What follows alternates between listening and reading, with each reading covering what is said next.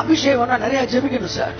இல்ல, நிறைய அபிஷேகம் வேணும்னா அவர் நிறைய ஜெபிச்சுக்கிட்டு இருக்கிறத விசுவாசிக்கணும்.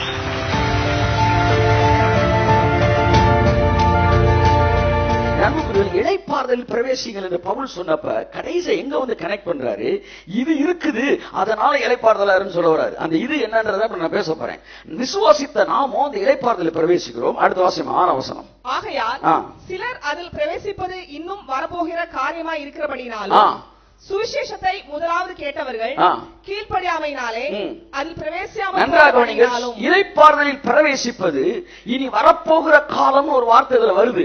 இதை வச்சுட்டு அவங்க என்ன சொல்றாங்கன்னா, நீ பரலோகத்துல நுழையிற பத்தியா, அதுதான் இளைப்பாறுதல் காலம், இந்த பூமியில உனக்கு இளைப்பாறுதலே கிடையாது அப்படின்றாங்க. தவறு.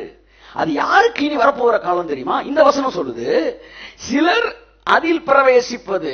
யாரு? சுவிசேஷத்தை நம்பாதவன் இன்னும் வெளியில இருக்கான் பாருங்க, அவனுக்கு இனி அது வரப்போகிற காலமாய் இருக்கிறபடினால். நமக்கெல்லாம் வரப்போகிற காலமா வந்துட்ட காலமா? நீங்க இளைப்பாறுதல் பிரவேசிச்சீங்களா பிரவேசிக்கலையா? என்றைக்கு சுவிசேஷத்தை நீங்க கேட்டீங்களோ, இயேசு எனக்காக சகலத்தையும் செய்து முடித்தார் என்கிறதை நீங்கள் கேட்டீர்களோ, அன்றைக்கே இளைப்பாறுதலுக்குள் வந்தீர்கள். உண்மையா இல்லையா? ஆமென். 20 வருஷத்துக்கு மேலாக 10 வருஷத்துக்கு மேலாக நீங்கள் நியாயப்பிரமாணத்தில் இருந்த போது இந்த இளைப்பாறுதல் நீங்க உணர்ந்தீங்களா? இல்ல. ஏன்னா நீங்கள் கேட்டது சுவிசேஷமே இல்ல, நீங்கள் கேட்டது மோசேயின் நியாயப்பிரமாணம். நியாயப்பிரமாணத்தை கேட்கிறவனுக்கு இளைப்பாறுதல் இருக்காது.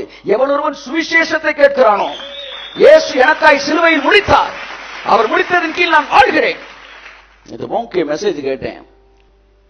யோவான் 16:14 எடுத்தார். என் வாழ்க்கையை புரட்டி போட்ட வார்த்தை ஒன்று. நான் உங்களுக்காய் பிதாவை வேண்டிக் கொள்வேன், அப்பொழுது என்றென்றைக்கு உங்களுடன் கூட தங்கி இருக்கும்படி வேறொரு தேற்றவாளனை சத்திய ஆவியாகி அவரை உங்களுக்கு அனுப்புவார். இயேசு சொன்னாராம், Jesus said that I will pray for you. The disciple did not pray for Holy Spirit, but Jesus prayed for the Holy Spirit. The anointing of the Holy Spirit, it is not based on your prayer, but Jesus' prayer.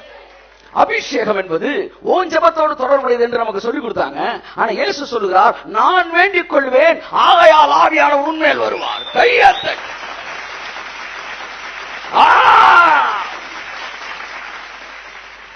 ஆமென்.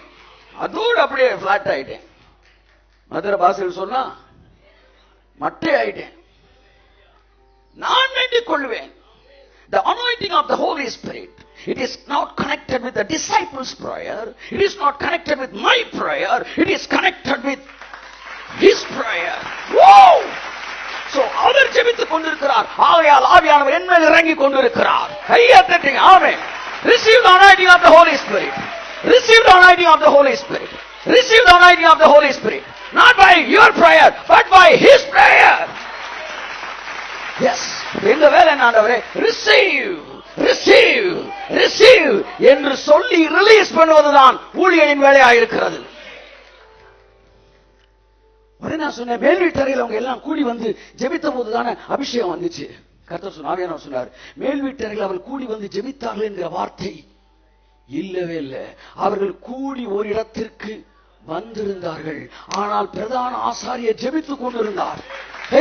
அவருக்கு அவர் ஜெபத்தை கேட்டார், பிதா இவங்க மேல அபிஷேகத்தை ஊற்றினார்.